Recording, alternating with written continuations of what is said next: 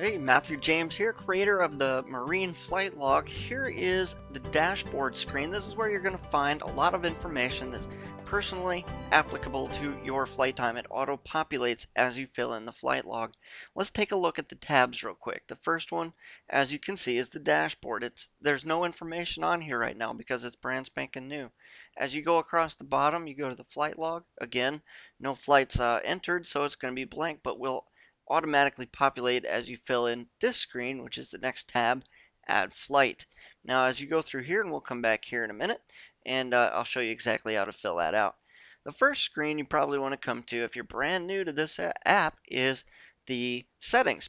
Now if you come up here, you can see you'll have a chance to fill out your historical flight data. So if you come into using this app and you have a ton of flight time that you don't want to fill in right away, and you can always go back and fill this stuff out in time, but if you don't want to do it right away, at least track those hours by putting in your historical hours.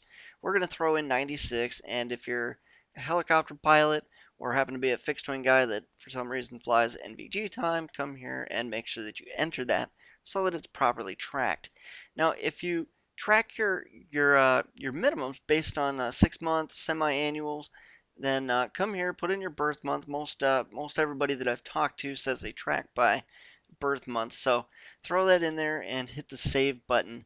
Now if you fly an aircraft that's not listed here, go ahead and enter it right here so that you can track it at a later time when you're entering your flights. It'll pop up right here in the custom aircraft. Let's come back here and check out the add flight button. The first thing you want to do is enter your flight. It defaults to the current date. Today is October 21st. If you have to enter a flight from the past, go ahead and set that here. Now, let's say we're going from AZO to DET. Come down here, set your aircraft type, be a completely random flight. We'll say a AH-1. How's that sound?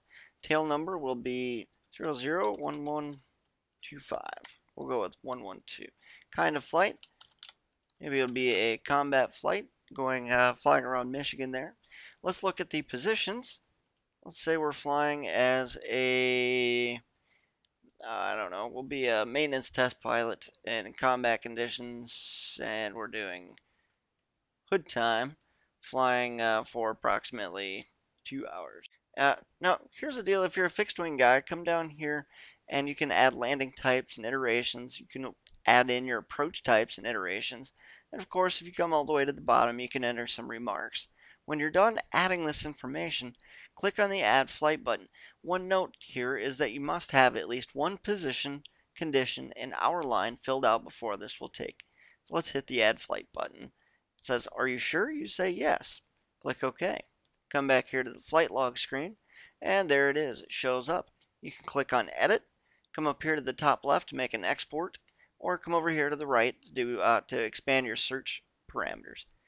Of course, come back here to the dashboard, and this is where all of your information will automatically populate. And that's all there is to it. If you guys like what you see, or you just have some questions, feel free to shoot us an email at support@posthousestudios.com.